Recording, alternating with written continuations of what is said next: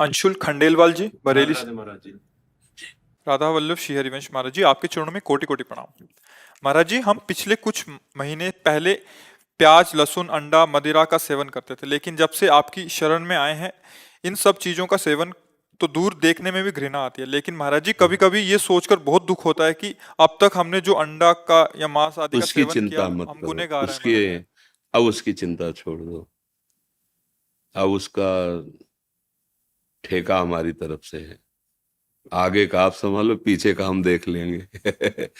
देखो, आप हमारे ही घर के हो और माया भी हमारे ही मालिक की है, किसी और की नहीं है। उसी माया के अज्ञान आवृत्ति से युक्त हो जाने के कारण हमारे द्वारा गलतियां हो जाती हैं।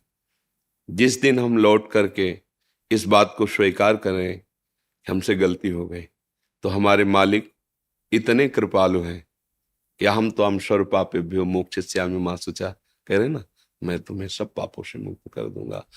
और उसी के बल से हम कहते हैं, हम भी तो आप जैसे ही हैं, पर हमें अपने स्वामी के स्वभाव और प्रभाव वो जितना समझाएं उसका पता है। उसी के बल से कहते तुम चिंता मत करो, उसकी बात हमसे रही। हमसे का मतलब है ना कि हम अपने स्वामी से हैं, क्योंकि हम सब बच्चे ही हैं। हमारे द्वारा गलती होना स्वाभाविक है, पर बराबर गलती होती ही रहे ऐसा भी ठीक नहीं है। जो गलती हो गई और जब से सुना कि ये गलत है, और आपने, हम बीच में कहने वाले थे आपको कि आपके लिए हमारी तरफ से धन्यवाद। इसलिए धन्यवाद कि आपने अपनी गलती को गलती मानकर सुधारने की चेष्टा की। उसमें आपको ही सुख है, पर उस बात से हमें सुख हुआ कि आप हमारी वाणी का आदर किए, हमारी बात का आदर किए। भगवान आप पर कृपा करें, आपका मंगल हो, आप सुखी रहें, स्वस्थ रहें, समाज सेवा, परिवार सेवा में आप दूसरों को सुख पहुंचाएं। देखो, हर जीव को अपना शरीर प्रिय है। हमें कोई ऐसे काटे तो कैसा लगता है, ऐसे ही ये बहुत घृणित बुद्धि हो जाती है जब हम दूसरों का मांस भक्षण करते हैं। वो मतलब हो जाती है, वो गलती हो जाती है, प्रमाद में पड़कर, कुसंग में पड़कर, ना जानने के कारण, या कई ऐसे दोष होते हैं जिनमें हमसे गलतियां हो जाती हैं। अब आज तक जो हमने किया वो हमसे गलती हुई, ये स्वीकार कर लिया, और अब लो न सानी अब ना न सही हो।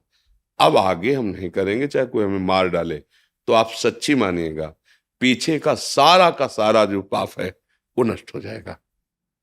बस इसमें एक बात होनी चाहिए कि अगर आगे फिर पुनरावृत्ति हुई तो फिर वो जुड़ जाएगा, फिर नहीं कटेगा। और अगर ये है, अब लो पलट गए आप, और नाम जब साथ में, क्योंकि फिर टिक नहीं पाओगे। जैसे आप कहते हैं आज से मैं ये नहीं करूंगा, तो अब मन को भी तो चाहिए जो कोई बल दे, रोके। अब आप ऊपर से कितने दिन रुके रहेंगे, एक दिन फिर एकदम ऐसी बात आएगी, अरे छोड़ो यार, महीनों से नियम लिए बैठे, परेशानी और हो रही, हृदय और जल रहा है, मन समझाने लगेगा। अगर नाम जप कर रहे हो तो जैसे आपके हृदय में आया कि अब मुझे बड़ी ग्लानि हो रही, इसका मतलब रोज का रोज हृदय पवित्र हो रहा है। और वो कैसे हो रहा है, आप सत्संग सुन रहे हैं, कुछ न कुछ नाम जप कर रहे हैं, तो आपकी बुद्धि वही जो पाने में रुचि पैदा कर रही थी वही ग्लानि पैदा करे। आप खुद समझिए, वही बुद्धि थी जो आपको पाने में उत्साह दे रही थी, वही बुद्धि है आज वो ग्लानि महसूस कर रही कि यार मेरे से बहुत गलत हुआ। मतलब वो पवित्र हो रही। अगर ये पूरी पवित्र हो गई तो सब में भगवान का दर्शन करा देगी, सब जगह वही है, दूसरा नहीं, अनुभव हो जाएगा। बस इसका क्रम है, ये पवित्र होती चली जाए। तो ऐसा है, बस जो नाम आप जप रहे हैं, नाम जपते रहिए, अपने बुजुर्गों की सेवा की, ये बहुत बड़े लाभ की बात है। आज हमारी समाज में यही बुद्धि भ्रष्ट होती चली जा रही।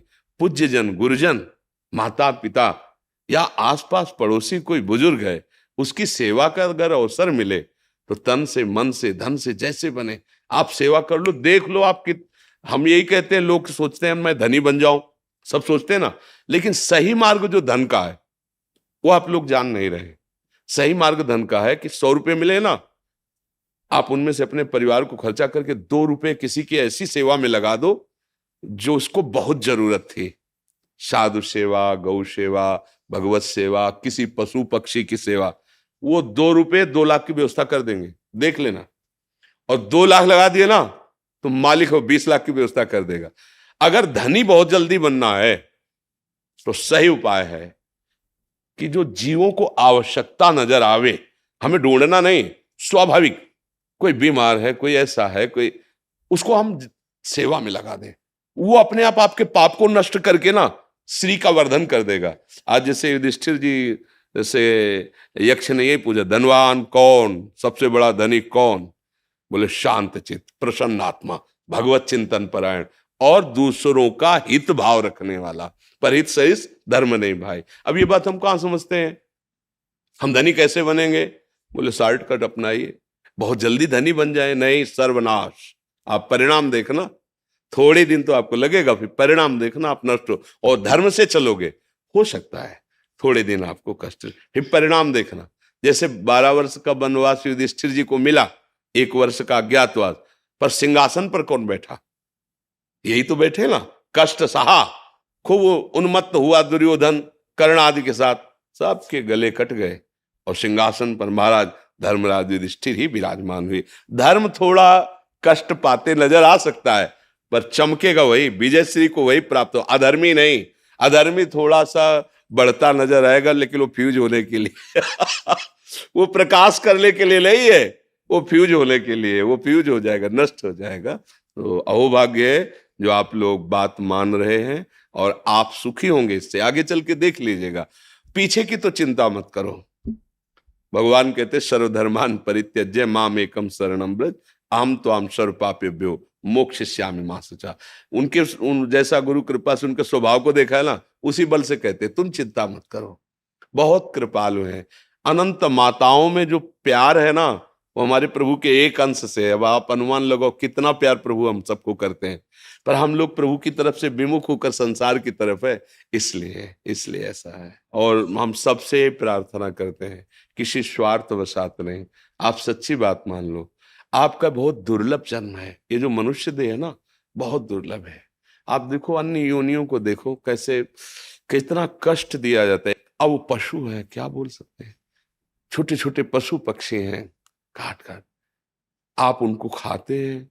आप पहले विधर्मी लोग थे ना, वो जब आक्रमण किए तो तलवार की, या तो तू इसे चख, और या फिर तो गर्दन कटवा ली, चखा नहीं। हमारे पूर्वजों ने गर्दन कटवा ली, लेकिन उस अभक्ष को चखा नहीं। और आज हम पैसा देके, आप देश विदेश जा रहे, पूछते हैं क्या कैसा है, खाए चले जा रहे हैं। पशुता बुद्धि भ्रष्ट होती चाहे। आपके मंगल के लिए आपसे कहते हैं, कोई भी हो, अगर हमारी प्रार्थना मान लीजिए तो आप सुखी हो जाओगे, आप स्वस्थ हो जाओगे। थोड़ा धैर्य रखिए, कर्मों का बहुत जाल है।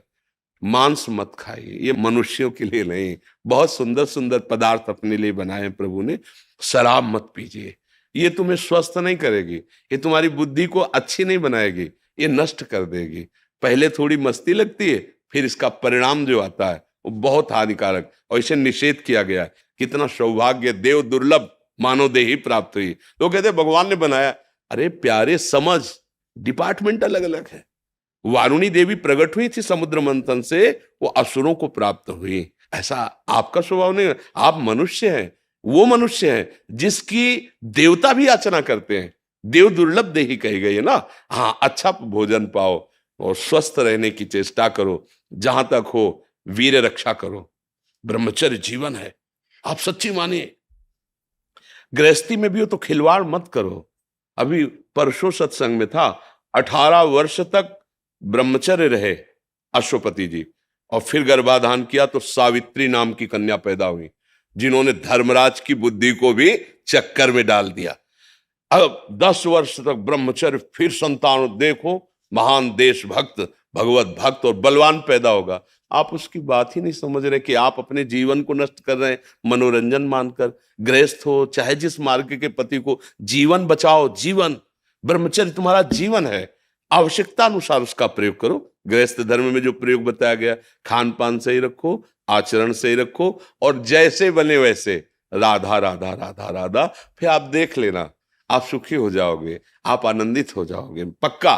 क्योंकि ये हम बातें पढ़ी लिखी ले कहते हैं, यहाँ की भी अनुभव की कहते हैं। हम कोई पक्षपात, भगवान का पक्षपात नहीं ले रहे। जो हमें स्वाद मिल रहा है ना, उसी के बल से कह रहे हैं। नहीं, हम आपको कहने की क्या जरूरत है, क्यों कहेंगे? इसलिए कह रहे हैं कि आप हमारे हैं, हमें जो मिला है जो आनंद जिसके बल से हम बैठे हुए हैं, उसी आनंद की खोज आप सब कर रहे हो, लेकिन भूल कर दिशा बदल गए, भोगों पर, व्यक्तियों पर, ऐसी दिशा बदल गई। सच्ची बात मानो, आचरण पवित्र रखो, आहार पवित्र रखो, नाम जप करो, किसी से आशीर्वाद मांगने के। जीटी रोड है सीधा, भूलने वाला मार्ग नहीं, भगवत मार्ग सीधा जीटी रोड है, पकड़ लो, आंख मूंद के दौड़ते चले जाओ, कभी नहीं गिरोगे। मुख में नाम है, आचरण पवित्र है, किसी से आशीर्वाद मांगने की जरूरत नहीं। आचरण गंदे करो, दूसरों को दुख दो, तो चाहे जहां चले जाओ तो भी तुम्हारा मंगल होने वाला नहीं, बात समझ लो, मंगल होने वाला नहीं। मंगल होगा भाव कुभाव अनखाल सहु, नाम जपत मंगल दिश दसहु। भगवान मंगल भवन, मंगलम भगवान विष्णु, मंगलम गरुड़ ध्वजा, उनका स्मरण ही आपका मंगल करेगा।